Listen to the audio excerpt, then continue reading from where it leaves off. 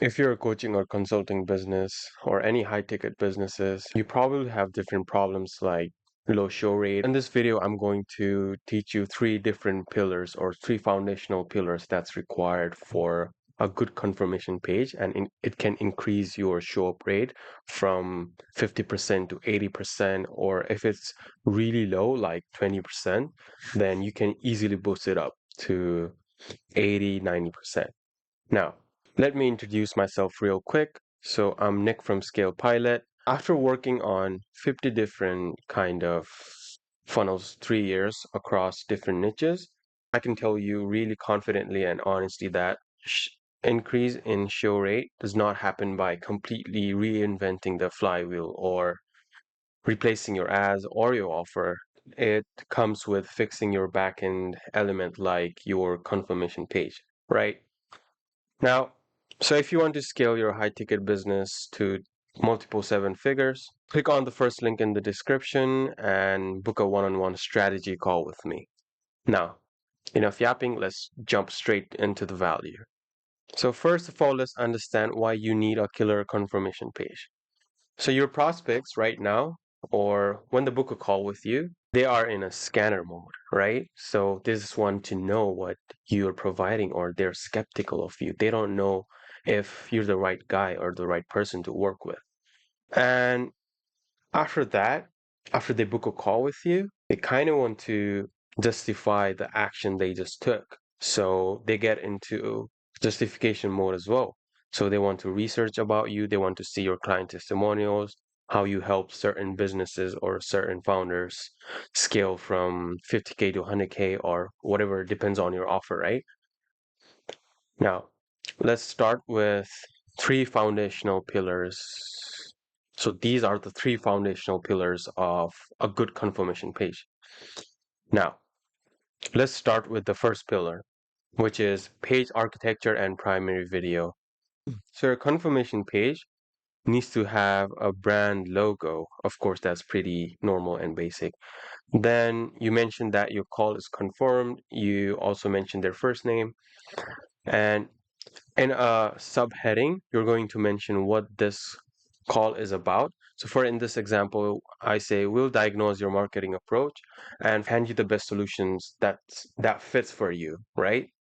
And also add multiple add to calendar buttons or different kind of text confirmation buttons.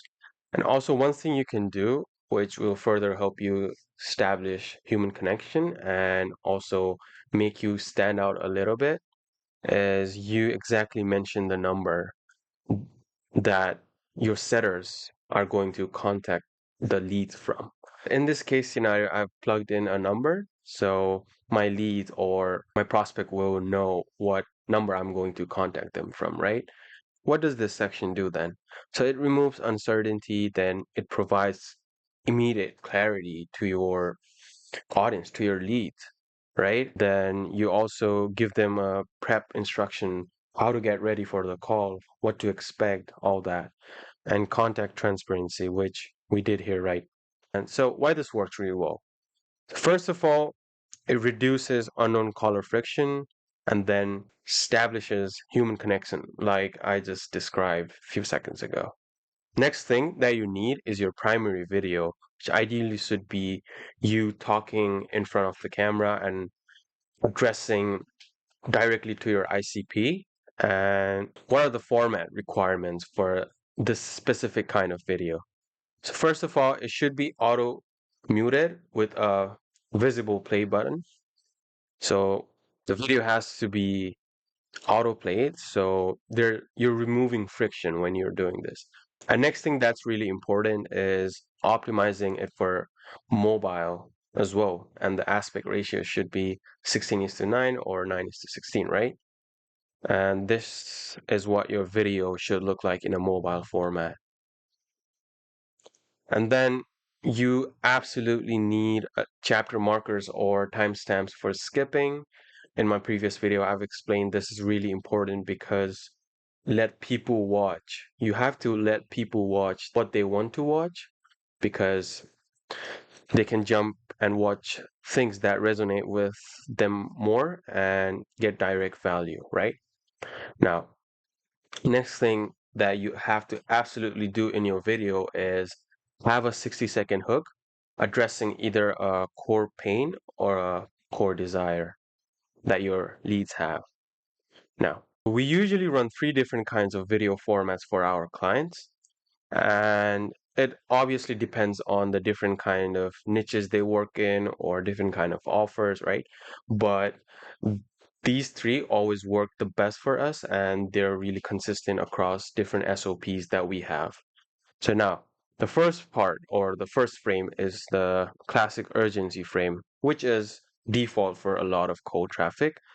So what are the do's or what you should be doing and when you want to make a urgency kind of primary video in your confirmation page, right?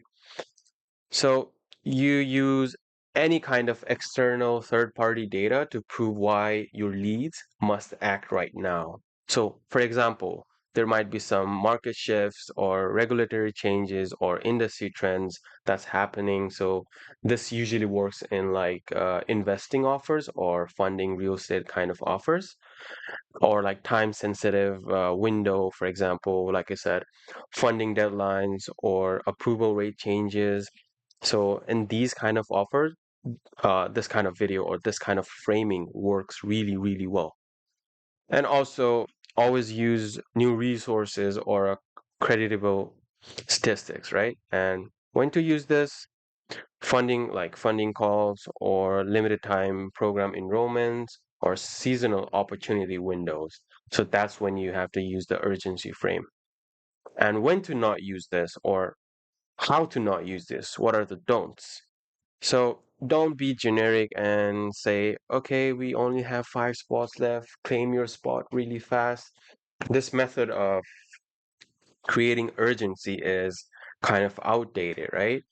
And people are kind of used to this, so they know this is fake urgency and they might not buy from you. And next is framing your time with money. For example, there was a guy who started working with us. So his thank you page was like, you know how expensive our time is? The guy who's going to be in the call with you is worth thousands of dollars. So if you don't show up, it means you're wasting our time and money. So you know, as a marketer, or even if you were in that page watching that video, you know how detrimental that is. You know how sad it sounds. It just means you're not respecting the lead's time. Instead, you're just talking about yourself, which cold prospects never like.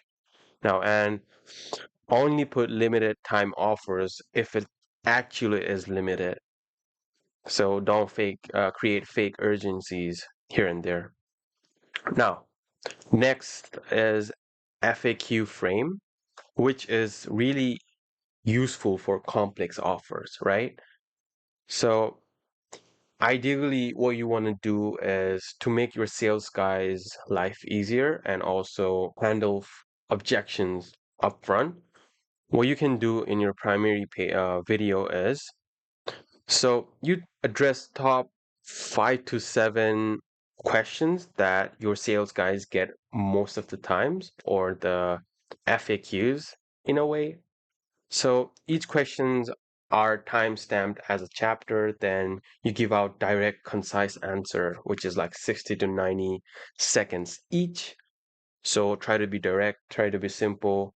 And this pre-handles all the common objections before the call and position your method or your solution as the winner or the best thing they can choose, right? You use this kind of framing when you have high complexity services or like your offer has multiple steps, different kind of steps, right? And if it's like technical products, then you can definitely use this framing as well. Now, next is the research slash due diligence frame. So this is usually best for high ticket trust building.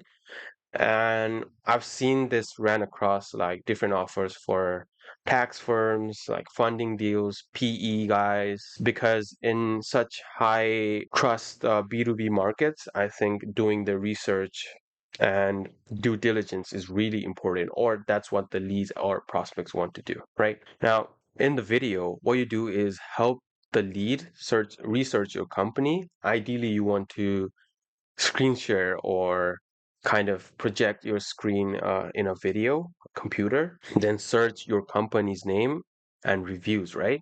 Then walk through the Trustpilot, G2, BBB pages live and talk about why your clients leave you with good reviews. And even if you see like some negative feedback, you have to reframe it and kind of provide an example and be really clear about why that review was there and what that certain customer might not have found good in your offer or product. And also be really transparent and direct with your metrics like refund, approval rates, or could be like even your churn rates and when to use this. So it should be used for high ticket consulting and regulated industries like finance, legal, and really trust sensitive categories, right? One more bonus tip. If your market is really, really skeptical, for example, depends on your geography, right? Usually Americans are not too skeptical depending on what kind of buyers you have. But if they're really skeptical, I would want you to like split test a little bit, send half of the traffic into your like default cold traffic urgency frame and half into research and due diligence frame. Now, what's the next pillar? So your next pillar is the breakout videos. And so here's a good example of breakout videos, and it has a clear headline. It just means a few common questions answered. And you'll see here that this guy or the slinger, which is me over here, he is answering every question and it's like 60 seconds long tops. So we're addressing different questions like how does this service or program work? What specific person is this best for? The investing and pricing overview, what happens after this call, or what to expect inside this program, right? Now, the structure requirement. Again, first 60 seconds of the video must summarize the entire video for energy conservation mode viewers. So in the research mode, they usually just skim through it or like try to skip the testimonial parts or only want to know and learn what they need. So you need a clear thumbnail plus title, like here.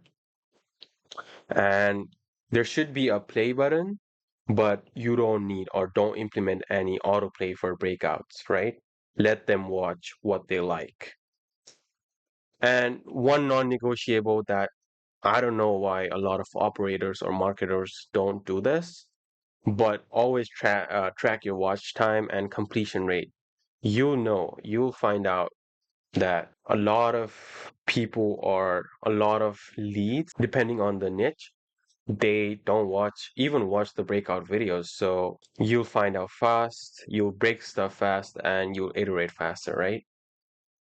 So the third pillar, which is also really important, which is your social proof. So flood it with testimonies, like give every testimony that you have and try to keep the testimonials from really high doing or well doing clients to some of the average or decent doing clients, right? Because you want to make sure you're not only showing the good side of the offer, you also have to be real and show that not everyone can get magnificent results or not everyone will be able to get everything out of the program. It all solely depends on how much work you put, your offer. So everything's different, right?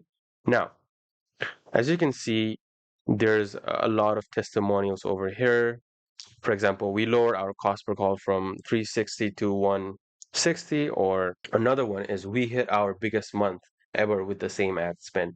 And you ideally want to make this a clickable video or link so they can be redirected and they can watch it on their own time, on their own pace, and it builds credibility and it also makes your leads trust you more. Now, another one is your client success gallery or your reviews or your Slack DMs. You ideally want to make it more than like 20. You need 20 plus screenshots, DMs, comments, everything, like internal Slack channel messages. And what's the structure requirement? Again, all images should be clickable, enlargeable for detailed review.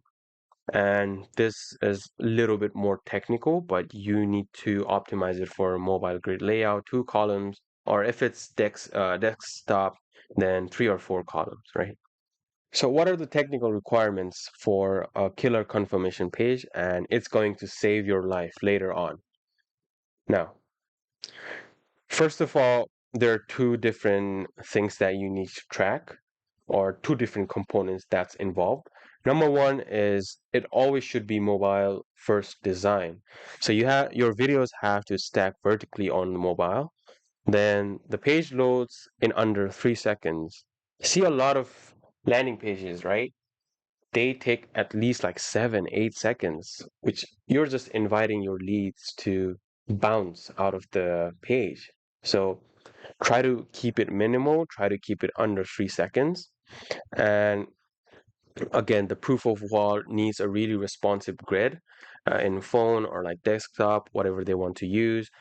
And all the videos, I know all of you guys know this, but still just mentioning it, just putting it out there. You need to use or host all of your videos into platforms like Vimeo, Wistia. They're really good because they provide you analytics. And another thing, so tracking and analytics, right? I've just mentioned about Vimeo and Wistia, but I only see people usually in e-com doing this. Not a lot of info or coaches do this, but it's really important to track where your customers are clicking. So you need a heat map tool installed. Then, of course, I just said the video retention tracking, which is Vimeo, Wistia, and then time on metric page. So one open source product that we like to use across our clientels or across our different clients is software called Post Hog, which I think you guys know. So it's open source. It's similar to your Triple Whale or other kind of similar metric tracking app. You can use like Claude and do a lot of saucy, crazy stuff with it. So it's full open source. You can bend, tweak whatever you want, right? If you want to ride a rocket that shoots money out of its tail, then click on the first link on the description and book a one-on-one call with me. Let's find out if you'd be the right fit. Thank you for watching this video. Talk to you soon.